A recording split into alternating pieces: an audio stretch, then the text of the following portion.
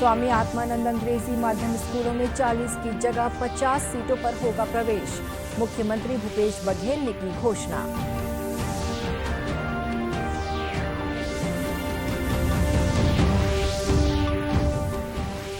खैरागढ़ विधानसभा उपचुनाव में मतगणना की तैयारियां पूरी। कल सुबह 8 बजे से शुरू होगी मतों की गिनती।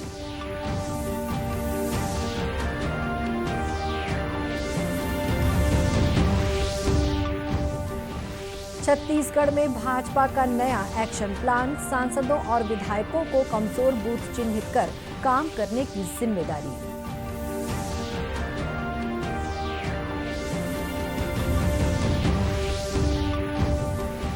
और प्रदेश भर में मनाया जा रहा है गुड फ्राइडे का त्योहार।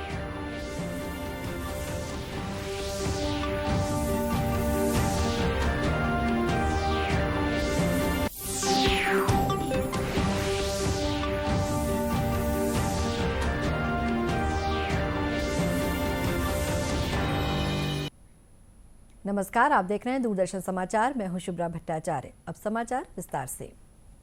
प्रधानमंत्री नरेंद्र मोदी ने 75वें स्थापना दिवस पर हिमाचल प्रदेश की जनता को बधाई दी है। हिमाचल दिवस के मौके पर प्रदेश को संबोधित करते हुए प्रधानमंत्री नरेंद्र मोदी ने राज्य के मेहनतकश लोगों की तारीफ की। प्रधानमंत्री ने कहा कि उन्हें भी इस पहाड़ी राज्य के मेहनतकश लोगों के बीच रहने का अवसर मिला था। 1948 में जब हिमाचल प्रदेश का गठन हुआ था, तब पहाड़ जितनी चुनौतियां सामने थी। छोटा पहाड़ी प्रदेश होने के कारण मुश्किल परिस्थितियों और चुनौतीपूर्ण भूगोल के चलते संभावनाओं के बजाय आशंकाएं अधिक थी। लेकिन हिमाचल के मेहनतकश, ईमानदार और कर्मठ लोगों ने इस चुनौती को अवसर में बदल दिया। जैसे जैसे कनेक्टिविटी बेहतर हो रही है, वैसे वैसे हिमाचल का टूरिज्म नए क्षेत्रों, नए अंचलों में प्रवेश कर रहा है। प्रधानमंत्री ने दिवंगत पूर्व प्रधानमंत्री अटल बिहारी वाजपेयी की हिमाचल पर लिखी एक कविता का भी जिक्र किया। प्रदेश के स्वामी आत्मानंद अंग्रेजी माध्यम स्कूलों की प्रत्येक कक्षा में अब 50 विद्यार्थी प्रवेश ले सकेंगे। मुख्यमंत्री भूपेश बघेल ने कल इस फैसले की घोषणा की। इन स्कूलों में अब तक प्रत्येक कक्षा में 40 बच्चों को प्रवेश दिया जाता था। अधिकारियों ने बताया कि राज्य में संचालित 171 स्वामी आत्मानंद उत्कृष्ट अंग्रेजी माध्यम स्कूलों में शिक्षा की गुणवत्ता को देखते हुए पहली कक्षा से 11वीं कक्षा तक में बच्चों को प्रवेश दिलाने के लिए लोगों में जबरदस्त उत्साह है। लोगों की मांग और भारी उत्साह को देखते हुए प्रत्येक कक्षा में 10 सीटें बढ़ाने का निर्णय लिया गया है। लोक शिक्षण संचालनालय ने शिक्षा सत्र 2022-23 में प्रत्येक कक्षा में 40 के स्थान पर 50 विद्यार्थियों के प्रवेश हेतु निर्देश जारी कर दिया है। खैरागढ़ विधानसभा उपचुनाव का जनादेश कल आने वाला है। निर्वाचन आयोग ने मतगणना की तैयारियां पूरी कर ली हैं। इसके लिए राजनांदगांव स्थित बीज विकास निगम के गोदाम को मतगणना केंद्र बनाया गया है। यहां पर आज अधिकारियों कर्मचारियों ने अंतिम रिहर्सल की। जिला निर्वाचन अधिकारी और कलेक्टर तारण प्रकाश सिन्हा ने बताया कि कल सुबह 8 बजे से मतगणना शुरू हो जाएगी। 73 खैरागढ़ विधानसभा उप निर्वाचन के लिए मतदान प्रक्रिया पूर्ण होने के पश्चात कल मतगणना का काम किया जाएगा। और मतगणना का काम प्रातः 8 बजे से आरंभ होगा। सबसे पहले पोस्टल बैलेट जो है उनकी गणना की जाएगी। तत्पश्चात ईवीएम से गणना का काम आरंभ किया जाएगा। सुरक्षा के इंतजाम के लिए जो व्यापक पैमाने पर हमने तैयारी की है और सभी गेट पे पुलिस फोर्स डिप्लॉय की गई है। और जो स्ट्रांग रूम है वहाँ पर पैरामिलिट्री फोर्स जो है उसका पहरा है। कल सुबह स्ट्रांग रूम अभ्यर्थियों की उपस्थिति में और ऑब्जर्वर की उपस्थिति में खोला जाएगा। और जैसे मैंने कहा कि पासधारियों को ही सिर्फ प्रवेश की अनुमति दी जाएगी।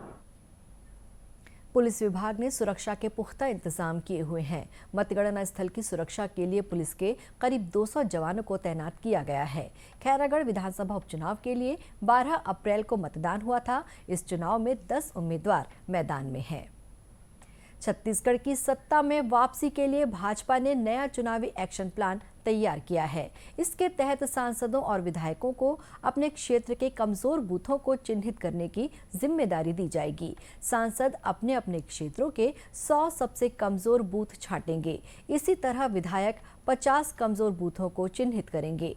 पार्टी की रणनीति इन बूथों के कमजोर बने रहने के कारणों का पता लगाना और इनको मजबूत करने पर जोर देना है। छत्तीसगढ़ में बूथों को मजबूत करने के मिशन के तहत पार्टी राज्य के लगभग 5000 शक्ति केंद्रों पर विस्तारक भेजेगी।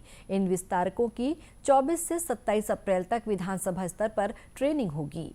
पूर्व मुख्यमंत्री डॉक्टर रमन सिंह ने बताया कि मिशन 2023 के लिए भाजपा के कार्यकर्ता और सभी बड़े नेता एक-एक बूथ तक जाएंगे।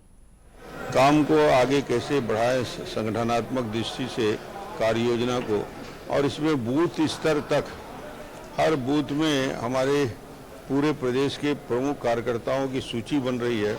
एक प्रकार से बड़ी व्यापक रूप से बूथ स्तर में प्रमुख कार्यकर्ताओं की उपस्थिति होगी। दिन भर का उनका कार्यक्रम होगा, फिर दूसरे बूथ में चले जाएंगे। तो ऐसे 10 घंटे 10 दिन यानी 100 घंटे देने की कार्य योजना है। कुशाभाऊ ठाकरे जन्म शताब्दी वर्ष कार्य विस्तार योजना के तहत भाजपा हर बूथ में अपना संगठन मजबूत कर रही है। इसके लिए कल हुई बैठक में भाजपा के राष्ट्रीय सह संगठन मंत्री शिव प्रकाश और प्रदेश प्रभारी डी पुरंदेश्वरी सहित अनेक पदाधिकारी शामिल हुए। गरियाबंद के कुकदा डैम में कल हुए एक हादसे में युवती सहित 3 लोग डूब गए। तीनों के शवों को बरामद कर लिया गया है। तीनों लोग अजीम प्रेमजी फाउंडेशन के कर्मचारी हैं और अपने साथियों के साथ रायपुर, धमतरी और कांकेर से पिकनिक मनाने के लिए कुकदा डैम पहुंचे थे।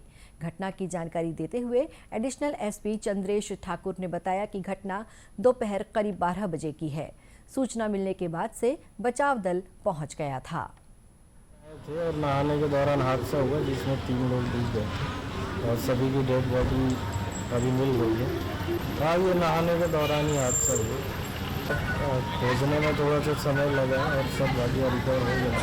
निश्चित ही हमारे जो नगर सेना के जवान हैं और जो लोकल यहाँ के मछुआरे हैं उन्होंने बहुत प्रयास किया, जिसकी वजह से बॉडी हम।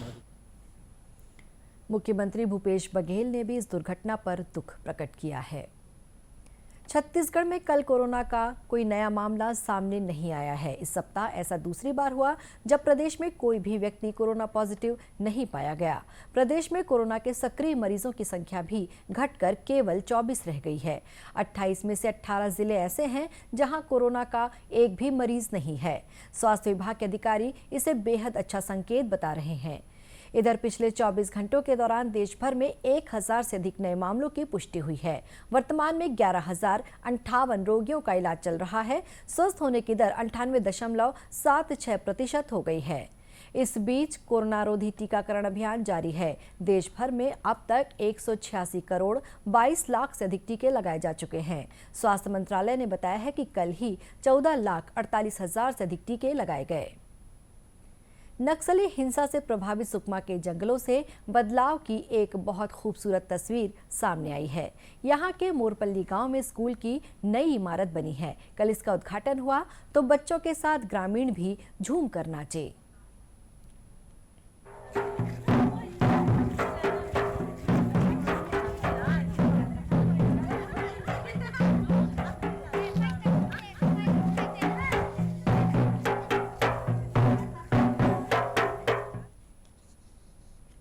सुकमा जिला मुख्यालय से करीब 58 किलोमीटर दूर मोरपल्ली गांव है। साल 2005 से 2010 के बीच सलवा जुड़ुम और नक्सलवाद की वजह से गांव वीरान सा हो गया था। गांव में पक्का स्कूल ही नहीं था।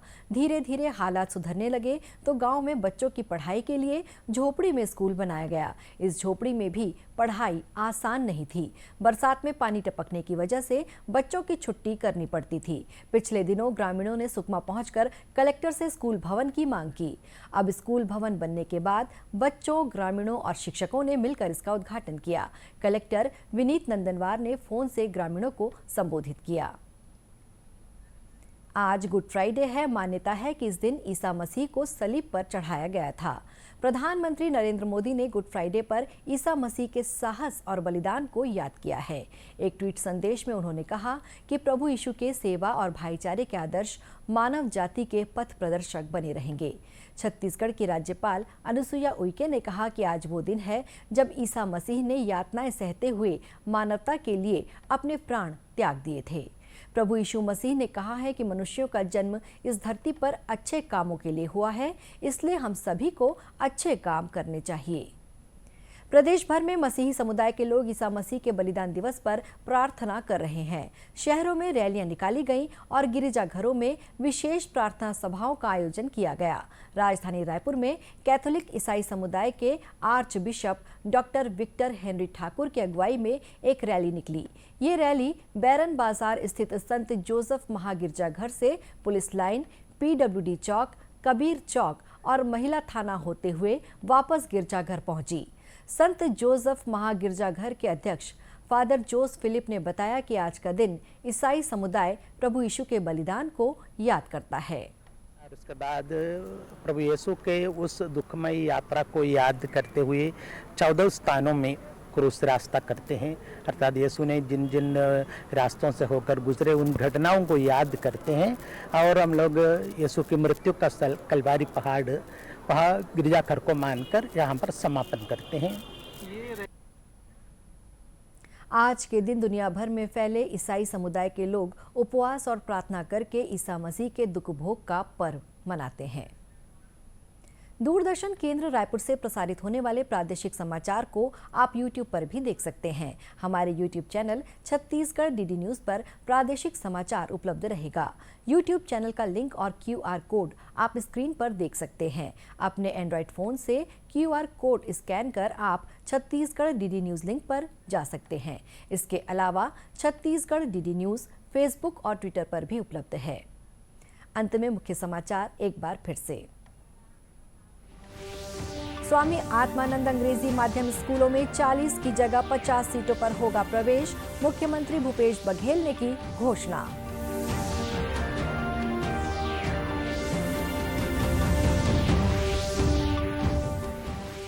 खैरागढ़ विधानसभा उपचुनाव में मतगणना की तैयारियां पूरी। कल सुबह 8 बजे से शुरू होगी मतों की गिनती।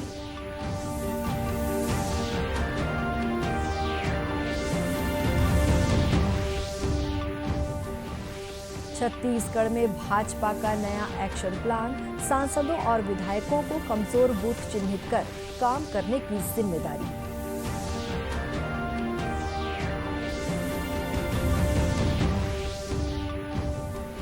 और प्रदेश भर में मनाया जा रहा है गुड फ्राइडे का त्योहार।